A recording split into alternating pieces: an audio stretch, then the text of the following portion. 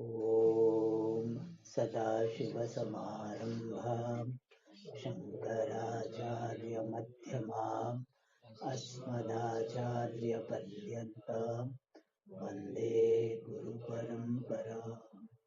ॐ सहना भवतु सहनौ भुनक्तु सह वीर्यं करवावहै तेजस्विनावधीतमस्तु मा विद्विषावहै। ॐ शान्ति शान्ति शान्तिः।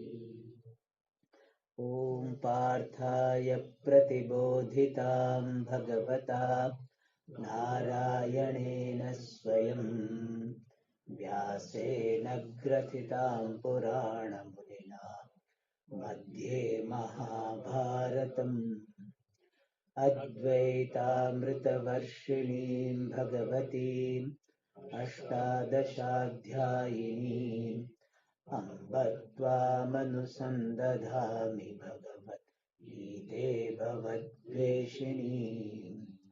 यं ब्रह्मा वरुणेन्द्ररुद्रमरुतः स्तुन्वन्ति दिव्यैस्तवैः वेदैः साङ्गपदक्रमोपनिषदैः गायन्ति यं सामगाः।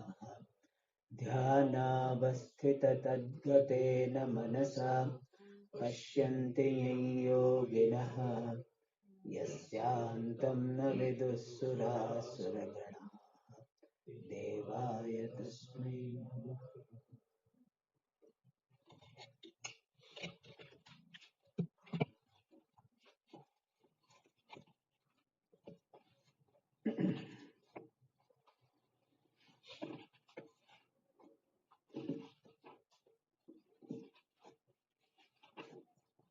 श्लोक नंबर 5।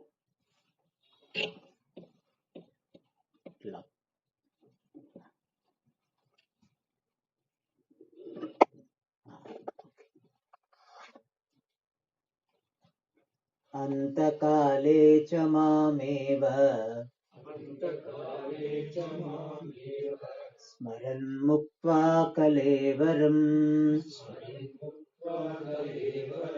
यः प्रयाति समद्भावम् याति नास्त्यत्र संशयः।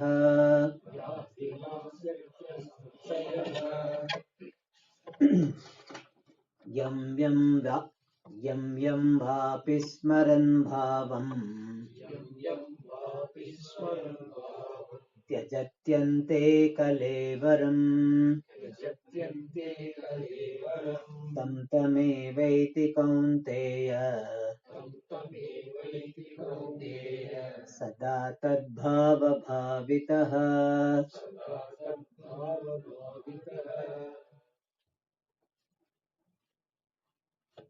So Bhagavan answered Arjuna's 6 questions very briefly. Kim tad Brahma? What is Brahman? Bhagavan answered, imperishable reality. Kim Adhyatmam? The consciousness obtaining in every body is Adhyatmam. Adhibhutam? What is Adhibhuta? Bhagavan said the entire world is Adhibhuta. What is karma? Any act of offering which is sustaining the world is called karma. Then Adi Yajna. What is Adi Yajna? Bhagavan said, I, Vishnu, alone am present in every yajna. Presiding over every yajna, I am there. So Bhagavan Vishnu as the karma phala data, the sustainer of all karma phala, the giver of all karma phala, that Vishnu is Adi Yajna. What is Purushaha? That Hiranyagarbha, one who is presiding over, identified with the entire subtle universe, that is called Purushaha. So 6 questions he answered very briefly. Seventh question was Prayana Kale Chakatham Jneyosi Niyatatmabhi. How you are to be thought over, you are to be contemplated upon, you are to be dwelt upon mentally. In which manner you should be dwelt upon? How one would remember you at the time of death? That is the last question.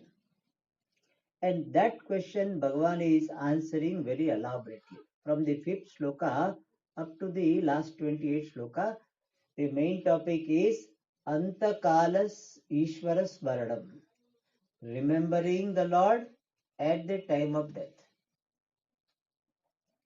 And this particular topic is dealing with another aspect of our Vedanta Shastra, and that is called Krama Mukti.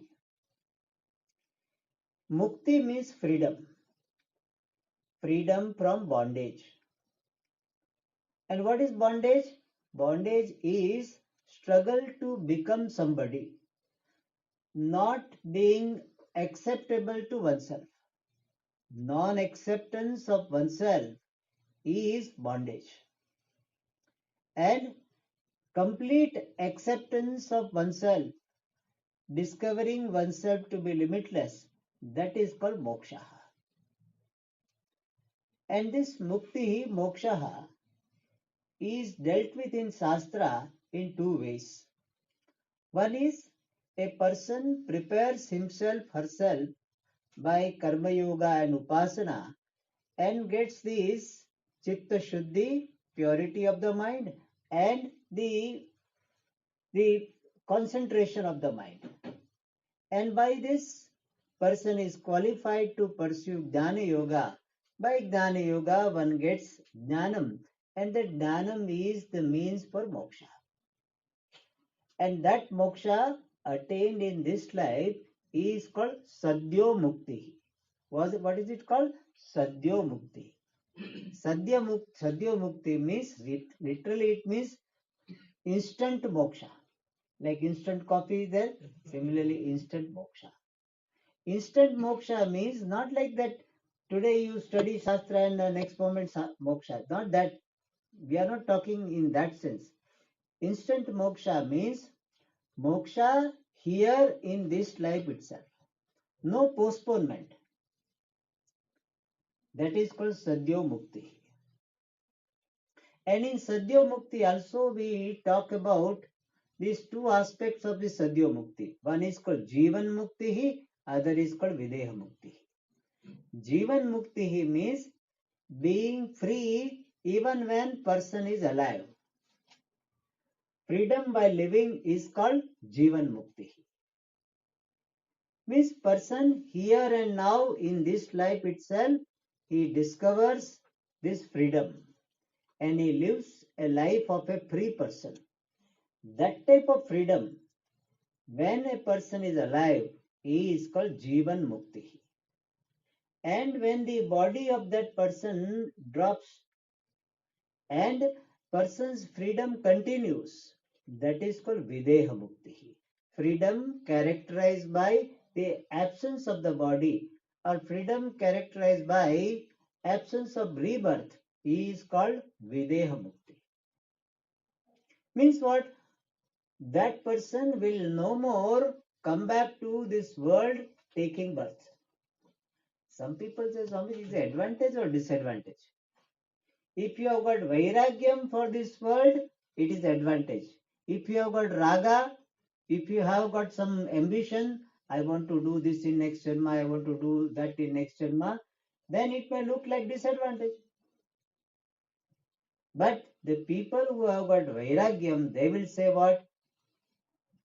Enough, I do not have any desire to come back. And that person doesn't come back. That is called Videha Mukti. So person has to ask that am I ready for? If you are afraid of Videha Mukti, then Videha Mukti, one good thing is if you are afraid of Videha Mukti, it will not come. The very fact that you are afraid, it means you have attachment for something in the world. And moksha is not that type of a possessive that oh no, somehow I will come to you. It's not like that. Don't worry about it. Swamiji, I want to attend Vedanta classes, but I don't want Vidya Mukti. Don't worry. If you don't want Vidya Mukti, it will not come.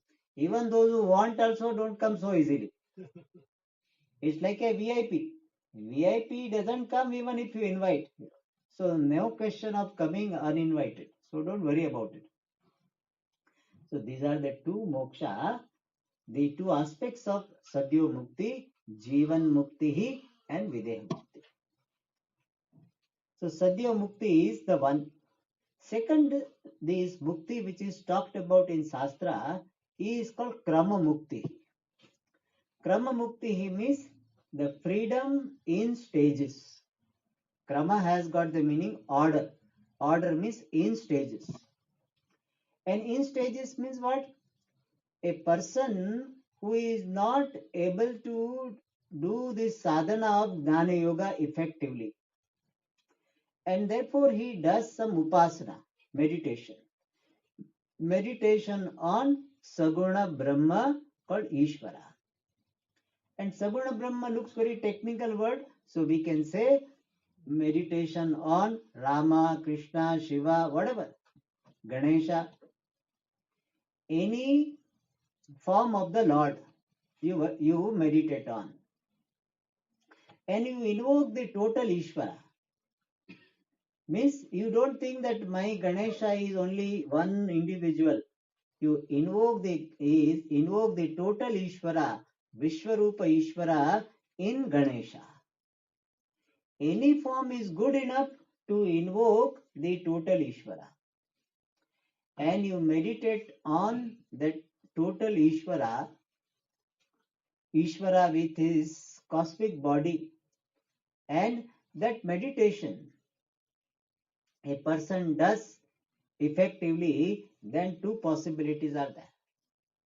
One is that person becomes qualified for Jnana Yoga. Therefore, after completing the sadhana of Jnana Yoga, he is now fit for Jnana Yoga. And now he will pursue Jnana Yoga and he will get Jivan Mukti, Videha Mukti. But in case he doesn't go to Jnana Yoga, then another possibility is Krama Mukti. And what is the Krama Mukti? This person will continue to do the Upasana. Even at the last moment, he will remember Upasya Devata. Those details are going to come in this chapter. And he leaves the body and goes to Brahmaloka. This Brahmaloka alone is referred to as Vaikuntha, as Kailasa, Saketa Dhama, whatever you say. So it is not that one Vaikuntha is different and this Shivaloka is different. Same Brahmaloka which is talked about in Shastra is referred to. He will be seen by Upasaka as Vaikuntha, Shivaloka, Saketa Dhama, etc. And their person, when he goes, then he gets Atma Jnanam after going there. And he will enjoy his Jivan Mukti. And he will have the all comforts as well of the Brahmaloka, where hunger is not there, thirst is not there, and whatever he thinks of, that things are available. Sankalpa Matrena. And so he lives in a very comfortable place and he gets the Jnanam and he gets Jivan Mukti. And when the Brahmaloka is over, Brahmaloka's period is over, which will be millions of years. And at the time of the destruction of the Brahmaloka, that person who has become now free attains Videha Mukti. So here he does Upasana, goes to Brahmaloka, there he gets Jnanam, gets Jivan Mukti, gets Videha Mukti. That is called Krama Mukti. Like some people don't study Vedanta here. They go to the US and there they study Vedanta. So like that. So some people, they didn't study Vedanta here, did not study effectively. They go to Brahmaloka and in comfortable situation, they get Jnana. So this mukti is called what? Krama mukti. Some people will say, Swamiji, Krama mukti is better. Because in Krama mukti we have got some high class loka also, and we have got freedom also. But you see, that person has to do this upasana throughout his life. It is not that Swamiji, 5 minutes I will do upasana in the morning, 5 minutes evening, and I will go to Brahmaloka. No. Person has to continue the upasana throughout his life. No other occupation. This alone is occupation. Main occupation. Other things only duties and upasana. Then that person will go to Brahmaloka and he has to be there for millions of years. So that is Krama Mukti. Whereas Sadhya Mukti means here in this life itself. So as a sadhaka, one should ask, do I like Krama Mukti or Sadhya Mukti? In Shastra, Krama Mukti description is given in the Vedanta context to have this Vairagya for Krama Mukti and this sense of importance for Sadhya Mukti. In Sadhya Mukti, here and now in this life itself. But in case you miss it, this Krama Mukti is available. So if you don't get first class, second class is available. And with that intention, here the description of Krama Mukti is going to be given. And in Krama Mukti, one important thing is that person remembers the Ishta Devata, the Devata on whom he is meditating even at the time of death. And we saw that one can remember Ishta Devata at the time of death only when the person has entertained that thought throughout his life. You cannot manipulate with the system of Ishvara. You cannot say that, oh, whole life I will do whatever I want, I will indulge everything, and last moment I will remember. That is not possible. You cannot manipulate with Bhagwan's system. Local system people manage, Somehow we manage and get it. Exam we pass. But this is not possible. Therefore, Bhagavan said in the sixth shloka, giving general rule, Yambyam vapi smaran bhavam. Whichever entity you remember and tyajati ante kalevaram and gives up the body at the end, means at the time of death, person remembers something and he gives up the body. Tam tam eva eti. That particular entity alone he attains. Sada tadbhava bhavitaha. So because of being saturated with the thought of that entity. So whatever thought person has predominantly entertained throughout his life, that thought person will entertain at the end of his life, and that last thought will decide the lot of the person, will decide the future of the person, future situation for the person. That's why in the last class we saw the story of this Bharata. He renounced everything, but he got attached to deer. And he kept on thinking about deer, and he died. So next Janma what? He became deer. And if a person is thinking about his wife, a lady, this wife, my wife, then what happens? Next Janma it becomes a woman.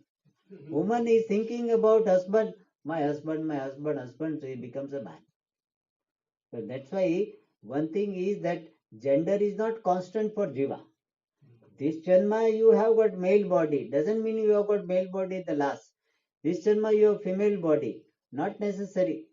In fact, in Bhagavata, the story comes about Puranjani. So that person was thinking about his wife Puranjani, and therefore he became a lady in the next Janma. And then that he was given Upadesha, he got freedom. And it is not that you become human being only. You can become Devata also, you can become animal also. There is some organization, they say human being will become only human being. We don't accept that. In Shastra, in Kathopanishad, it is said, Sthanu manyenu sayyanti yatha shastram yatha karma yatha shrutam. According to your karma and according to your thought life, you will get different janma. If a person in this janma, he was sapadram, all the time eating, then next janma, Bhagavan will say, I will give you the pig's body. Because pig body is more suitable for eating most of the time. Human body is not really meant for only eating. So some people are having all the time fighting and biting. Then that next janma I will make snake or tiger. So Bhagavan will give you matching, the body in matching. Therefore, what type of thought you entertain at the time of death, that will decide your next janma. And what type of thought you will entertain at the end of your life is decided by the predominant thought you are entertaining. So you can see the cause-effect relationship. The predominant thought entertained by you throughout the life will decide your last thought, and last thought will decide your next janma. Therefore, Bhagavan is telling what? May you remember the Lord all the time regularly. Then only you will be able to remember at the end. Then only you will be able to attain me. And that is what Bhagavan says in the next shloka. Tasmat sarveshu kaleshu mamanusmara yudhya cha mayyarpitamano buddhihi mame veshyasya samshayam. So Bhagavan said, there is a rule, whatever you think at the end, that you will attain, and whatever you think most of the time, that you will have the last thought. And if you want to remember me at the end, then what should you do? Tasma, therefore. Therefore means what? Since remembering me all the time alone will make you think of me at the last moment. Therefore, sarveshu kaleshu mam anusmara. May you remember me all the time. Anusmara. And anu has got the meaning yatha shastram. Anu means shastra manu. In keeping with how the description and suggestions are given, in keeping with that, may you remember Ishvara. So Shastra describes the form of Ishvara in different ways. So in keeping with that, you remember Bhagavan. Sarveshu Kaleshu. All the time you remember. Some people say, Swamiji, how all the time I can remember? I have so many jobs. So I will ask you this question, that when you are occupied with some worries, some daughter's marriage, son's marriage, or some particular issue is bothering you, you are worrying about that issue throughout the day. But does it mean you don't do any work? You are doing the work. You are doing your duty and still you are managing to worry about that issue. Worry is what? Mental action. So mental action in the form of worry, if you can do, then remembering the Lord also is a mental action. So keeping Bhagavan in the background. And even if you do not consciously remember Bhagavan all the time, but keep it in the background. Like, I don't know, now also it is there. We used to have screensaver in computer. So what happens that if you have kept 5 minutes, So if 5 minutes you are not doing anything, then the screensaver will come and it will start moving. So similarly, Bhagavan Nama, Bhagavad Smaranam is like a screensaver in the background.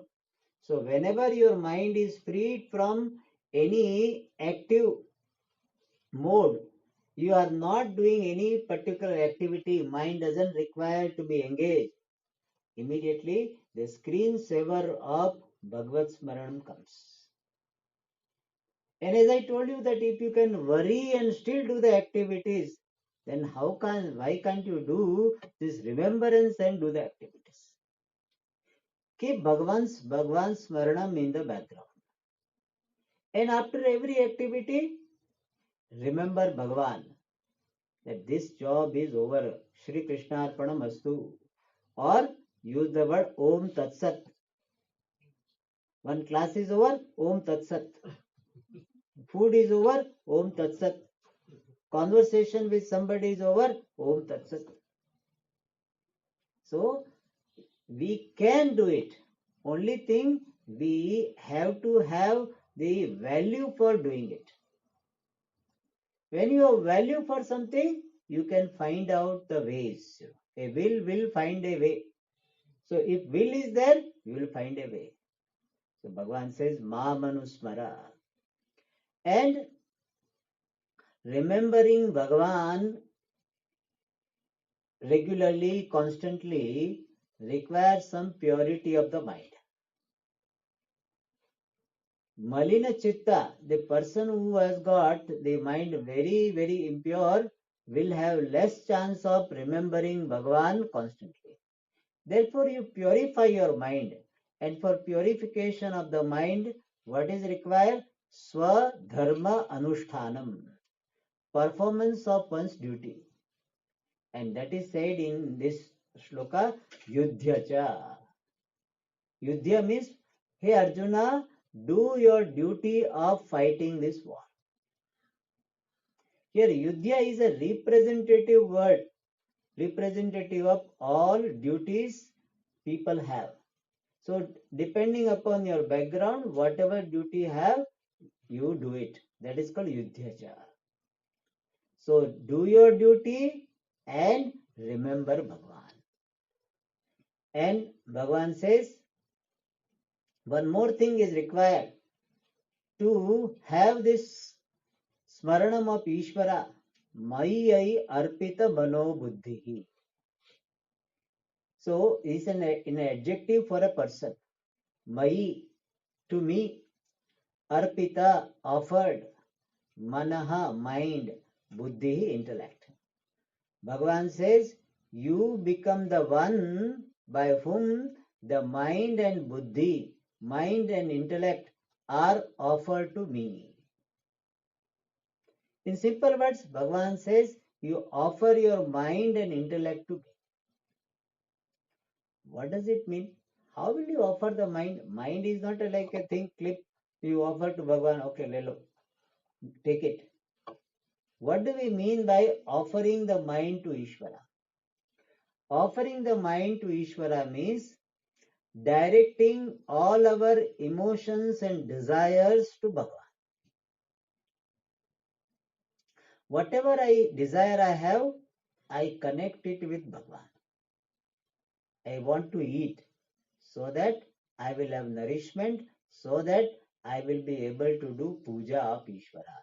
I will be able to do seva of Ishvara. I will be able to do whatever Tirtha Sthanam, whatever I want to do connected with Bhagavan, I will be able to do when I have got health, and for that I am eating. Whatever, I am going for a job so that I will have some resources with which I will be able to do some religious, some activities of sharing, which is my worship to Bhagavan. I take a comfortable bed so that I can sleep well, so that I can get up well, so that I can remember in the morning, I can spend some time on japa. So whatever I desire, I connect my desire with Ishvara. Ishvara Prapti, Ishvara Smaranam is the aim of all activities. That is called offering the mind. Whatever emotion I have got love, I have got care, all of them I direct it to Ishvara. Means I love Ishvara, I care for Ishvara in the form of my care for people, my care for my spouse, my care for my children, my care for my neighbors, all of them I direct it to Ishvara. So all my emotions are I am directing to Ishvara. In fact, sometimes devotee says, even anger you have with Bhagwan only. If at all you are angry, you direct your anger even to Bhagwan. Instead of fighting with your neighbor or spouse or children, you fight with Bhagwan. Bhagwan will not mind. He will be able to handle your emotions. So one lady was fighting with her husband. Then husband said that you love me so much, then why are you fighting with me? Because husband could not handle these two opposite things. Then she said, very nice answer she gave. He said, I am directing my love to you. Why should I direct my anger to some other person? So, so why should I go to other man? That also will go to you only. So Bhagavan will handle that. So don't worry. Even if you want to have anger, anger with Bhagavan. All your emotions you direct to Bhagavan. All your desires you connect with Bhagavan. That is called Mai Arpita Manaha. And Buddhihi. Buddhi also, intellect also is to be offered to Bhagavan. Some people will say, Swamiji, intellect kadiya de. So he is not there. So anyway, whatever little intellect you have, that you offer to Bhagavan. How do we offer the intellect? Being convinced of the importance of Ishvara Smaranam. That is called offering the intellect. Being convinced of the sadhana I am doing, that is called offering the intellect. Giving intellectual support to my devotional activities is called offering the buddhi. Means whatever sadhana, whatever devotional activities, meditation, puja, japa, whatever you are doing, it should have the backing up of the intellect. And giving that intellectual support to the devotional activities is called offering the buddhi. And another way of offering the buddhi is appreciating Ishvara's presence everywhere. How? By appreciating the order, which is the manifestation of Ishvara. Somebody is getting angry, that anger has got a background, and background brings particular behavior. That is the order of Ishvara. Even in your own emotions, sometimes you get angry, sometimes you get jealous, sometimes you feel frustrated. In all of them, you appreciate the order of Ishvara. With a particular background, person will behave in a particular way. This is the psychological order. So appreciating the order of Ishvara with your intellect, that also is Arpita. And then Bhagavan said, if you have offered your mind to me, offered your intellect to me, doing your duty and remembering me, then Mam Eva Eshyasi. Everything you have directed towards me, the Lord, mind, intellect, activity, and even your meditation, then you will definitely attain me. Mam Eva. Me alone, you will attain. Not anything else, you will attain me. And Arjuna, you need not have any doubt. Asamshayam. Without any doubt, you will definitely attain me. Because this is something to be believed. That after death, what will happen to me? How do I know? Bhagavan cannot show any movie or something.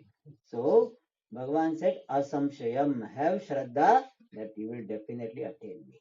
So this shloka is telling that if you want to remember Bhagavan at the time of death, now itself you direct all your activities, direct your all thoughts to Bhagavan, so that you will be able to remember at the time of death itself, death also.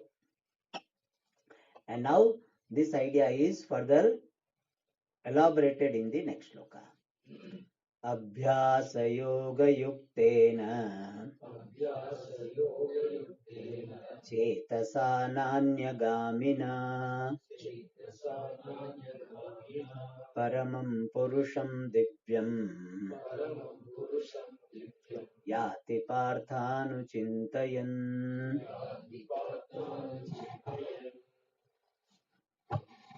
So Bhagavan says,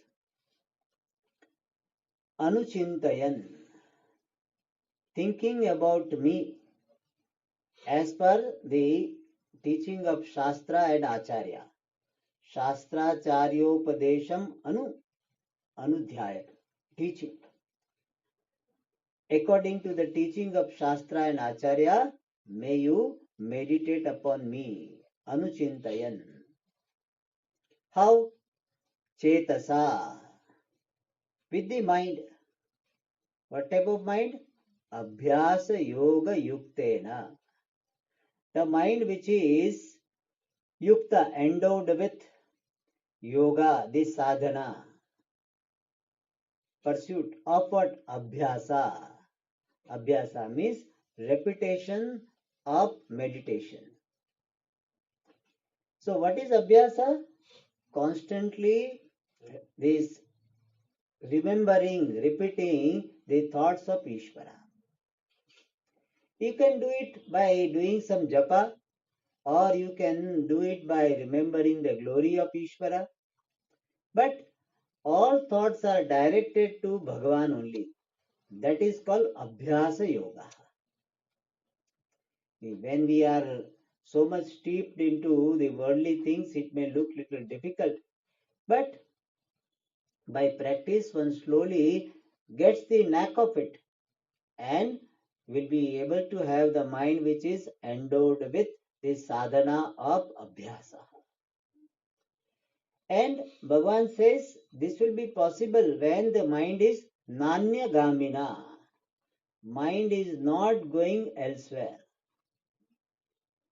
Means what? Mind has got the focus, commitment to this upasana on Ishvara, not going elsewhere. I want to attain this, I want to attain that, I want to go there and all. Those things are not there.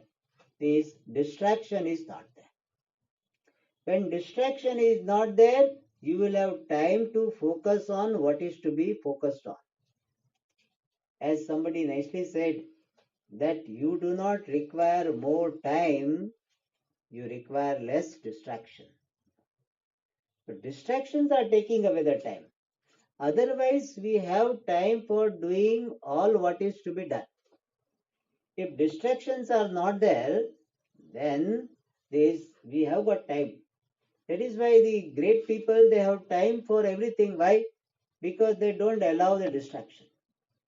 If you see Pujya Swamiji, he was available for so many activities, so many people.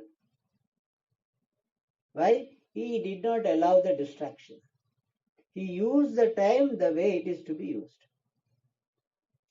So, Nanya Gamina, not getting distracted by anything else. With such a mind, person Anuchintayan. Hey Partha, hey Arjuna, thinking about me, thinking about Ishvara with such undistracted mind, Paramam Purusham Divyam Yati. Yati means he attains. Paramam Purusham, the highest being, referring to Ishvara, otherwise technically called Hiranyagarbha, Paramam Purusham, Divyam, effulgent. He attains the effulgent Ishvara, called Parama Purusha. And how is that Parama Purusha called Ishvara? He is described in the next shloka. Kavim Puranam Anushasitaram अणोरणीयान् समनुस्मरेद्यः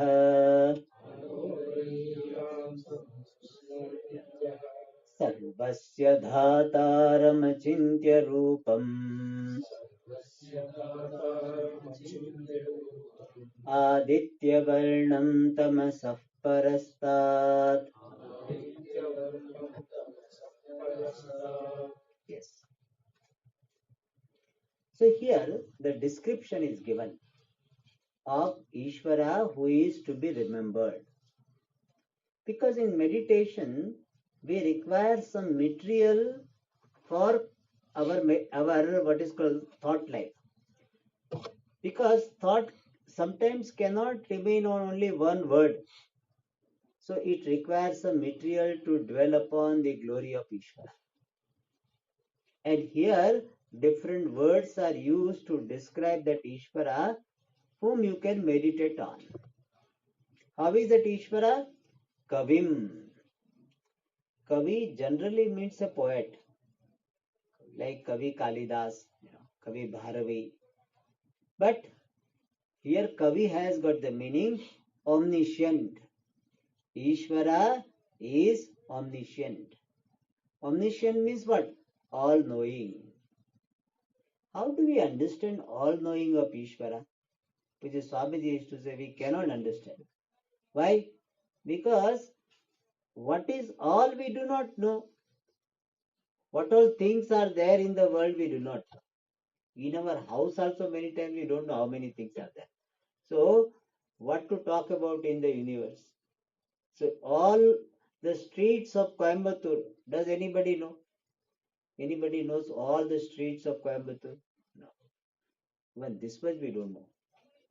The names of all the places of Coimbatore, we don't know. What all things are there in Coimbatore, we don't know. So how will we understand the all-knowing of Ishvara? Ishvara is all-knowing. How do we understand? Puja Swamiji used to say that Ishvara doesn't have the question of not knowing anything. One who doesn't have ignorance with regard to anything, that is called all-knowing. You and me, if something is asked, we don't know. If I asked you, what is the meaning of Purvatra Siddham? Suppose. I don't think any one of you, some will have this. But you don't have background.